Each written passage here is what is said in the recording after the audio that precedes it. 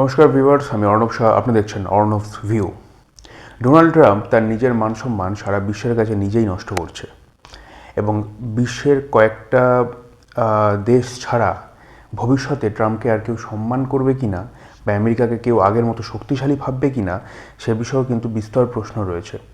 হঠাৎ আমি এই কথাগুলো কেন বলছি, তার কারণ ডোনাল্ড ট্রাম্প রিসেন্টলি একটা বিবৃতিতে জানিয়েছে এবং টুইট করেছে যে Hormuz, the strait of Hormuz, যে হরমুজ প্রণালী আছে, সেখানে বিশ্বের বিভিন্ন দেশকে আহ্বান জানিয়েছে। কিসের জন্য আহ্বান জানিয়েছে?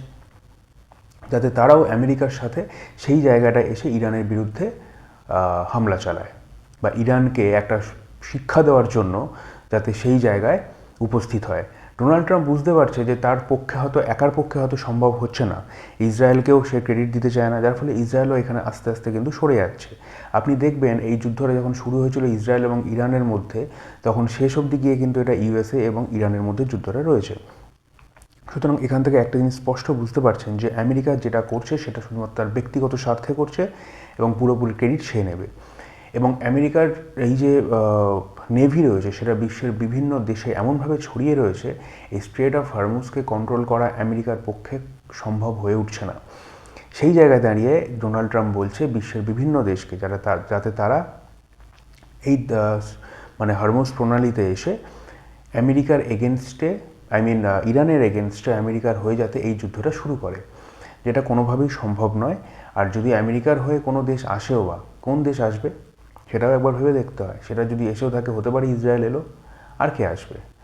ইউরোপিয়ান দু একটা দেশ এলো যারা সেভাবে কোনো নেভি সমুদ্রে বা তাদের সেরকম কোনো ফুটপ্রিন্ট নেই। সেই সমস্ত দেশগুলো যদি আসে তাতে আমেরিকার লাভটা কী হবে? বড় বড় জাহাজগুলোকে তো ইরান তো ধ্বংস করেই দিচ্ছে। এবার একটা জিনিস ভাবুন, ইরান কিন্তু গত কয়েক দিন ধরে তাদের অত্যাধুনিক উন্নত মিসাইলের ভিডিও কিন্তু তাদের সোশ্যাল মিডিয়ায় কিন্তু ছেড়েছে। এই ভিডিও আপলোড করার ফলে বিশ্ববাসী দেখতে পাচ্ছে ইরানের কাছে কত ভয়ানক মিসাইল রয়েছে, যে মিসাইলগুলোর পাল্লা যেগুলো মোটামুটি 2000 কিলোমিটার দূর পর্যন্ত কিন্তু এগুলো আঘাত হানতে সক্ষম। সুতরাং এক্ষেত্রে আমেরিকাকে যে একদমই আঘাত করতে পারবে না সেটাও সম্ভব সেটাও নয়। ইরান চাইলে সেখানে আঘাত করতেই পারে এবং আমেরিকা এখানে এমন একটাভাবে ফেঁসে গেছে মিনস আটকে গেছে, যার ফলে যেটা হচ্ছে ইরানের পক্ষে, ইরান তো যুদ্ধ শুরু করেনি, সুতরাং ইরান নিজেকে ডিফেন্স করছে, ইরানের পক্ষে একটা পজিটিভ জায়গা রয়েছে, কিন্তু আমেরিকার পক্ষে কোনো রকম পজিটিভ জায়গা নেই, কারণ আমেরিকা যুদ্ধটা স্টার্ট করেছে এবং যুদ্ধটা শেষও করতে পারছে না। বর্তমানে আমেরিকা বলছে আমরা চাইলে যুদ্ধটা 2-3 দিনের মধ্যে শেষ করতে পারি। 2-3 দিনের মধ্যে কোনো যুদ্ধ শেষ করতে পারে একমাত্র পরমাণু হামলা, নিউক্লিয়ার অ্যাটাক যদি হয়, তাহলে কোনো যুদ্ধ 2-3 দিনে শেষ করতে পারে। কিন্তু সেটাও কি আমেরিকা এখন করতে পারবে? সেটা পারাও কিন্তু একটা বড় ব্যাপার, যে কোনো দেশের ওপর হামলা চালানো হয়, নিউক্লিয়ার অ্যাটাক করা। এবং ইরান যেভাবে আমেরিকাকে চারদিক থেকে চেপে ধরছে, আমেরিকার প্রতিটা দিন প্রচুর পরিমাণে অর্থ এখানে কিন্তু ব্যয় হচ্ছে। সুতরাং সেদিক থেকে আমেরিকা কিন্তু আস্তে আস্তে টাকা তো কমছেই, আমেরিকা হতে পারে হয়তো অনেক প্রচুর অর্থ যুক্ত একটা দেশ বা প্রচুর অর্থ রয়েছে, যে দেশের অর্থনীতি বেশ স্ট্রং, সেই দেশের পক্ষে হয়তো যুদ্ধটা চালিয়ে দেওয়া সম্ভব, কিন্তু তার দেশের মানুষ কিন্তু সেটা মেনে নিচ্ছে না।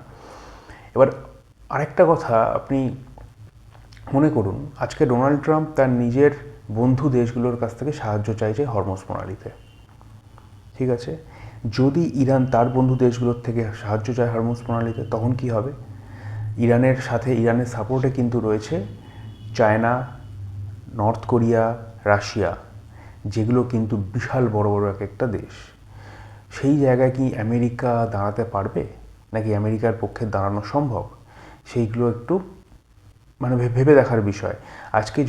আজকে সাউথ কোরিয়া থেকে এবং জাপান থেকে যখন আমেরিকা ডিসাইড করছে যে সেখান থেকে তারা তাদের থার্ড এয়ার ডিফেন্স সিস্টেম সেখান থেকে সরিয়ে এনে মিডল ইস্টে আনবে, ঠিক সেই সময় নর্থ কোরিয়া কী করছে, জাপান সি অফ জাপানে, জাপানের পাশে যে সমুদ্রটা রয়েছে সেখানে কিন্তু গোটা দশেক কিন্তু মিসাইল ফেলেছে, মিসাইল কিন্তু সেখানে মিসাইল দিয়ে অ্যাটাক করেছে। জাপানে করেনি, মেনল্যান্ডে করেনি, কিন্তু সমুদ্রে করেছে। সুতরাং এটা কিন্তু একটা ওয়ার্নিং যে এই ডিফেন্স সিস্টেম যদি এই দেশগুলো থেকে সরে যায়, তাহলে কিন্তু দেশগুলোর ওপর থেকে কিন্তু কোনো দেশের উপর যে মিসাইল যদি অ্যাটাক হয় তাহলে কিন্তু সেই দেশকে বাঁচানো মানে কোনো দিনও সম্ভব নয়। সেই জায়গায় যখন তারা এরকম একটা সিগন্যাল দিচ্ছে, সেখানে আমেরিকা এখন কী করবে সেটাই হচ্ছে ভাববার বিষয়। আর বিশ্বের বিভিন্ন অ্যানালিস্ট তো বলেই দিচ্ছে যে আমেরিকা তার নিজের পায়ে যেভাবে তার নিজের পায়েই যেভাবে আঘাত করছে, তার আজ থেকে কয়েক বছরের মধ্যে আমেরিকার যে আমেরিকার নেভি মানে যে একটা বিশাল ব্যাপার ছিল, যে ভেনেজুয়েলাকে ঘিরে ধরে নিকোলাস মাদুরোকে তুলে নিয়ে গেছে, আমেরিকার কিন্তু সেই পাওয়ারটা কিন্তু আর থাকবে না। সুতরাং এই দিক থেকে আমরা মানে বুঝতে পারছি যে সিচুয়েশনটা খুব খারাপ দিকে এগোচ্ছে। সুতরাং হরমুজ প্রণালীতে আমেরিকা নিজে পেরে উঠছে না এবং সাহায্য চাইছে বিশ্বের বিভিন্ন দেশগুলোর থেকে। সুতরাং এটা কিন্তু এক প্রকার ভিক্ষা করাই বলা যায়, যে আমেরিকা ভিক্ষা করছে বিশ্বের বিভিন্ন দেশগুলোর কাছ থেকে যাতে তাকে সাহায্য করে। আমেরিকার যখন সাহায্যের প্রয়োজন তখন আমেরিকা কিন্তু সম্মান আস্তে আস্তে খোয়াচ্ছে, এটুকুই মনে করতে হবে। তার কারণ হচ্ছে কোনো দেশ যখন আমেরিকাকে সাহায্য করতে আসবে, সে তো আর ফ্রিতে সাহায্য করতে আসবে না, তার বিনিময়ে সে কিছু নেবে এবং আমেরিকাকে তার এগেনস্টে কিন্তু মানে অ্যাডজাস্টমেন্ট করতেই হবে। সুতরাং আমেরিকা একা এখানে এই যুদ্ধে কিন্তু পেরে উঠছে না। এক্ষেত্রে এইটুকুই মানে যেটুকু আমি বিশ্লেষণ করলাম এইটুকুই আপাতত ডেভেলপমেন্ট রয়েছে। নতুন কিছু ডেভেলপমেন্ট এখনও পর্যন্ত এই বিষয়ে আসেনি। নতুন কিছু ঘটলে বা নতুন কোনো বিষয় সামনে এলে সেটা নিয়ে সর্বপ্রথম হাজির হব আমি অর্ণব শাহ আপনাদের সাথে। এখন এই পর্যন্তই। জয় হিন্দ, জয় ভারত।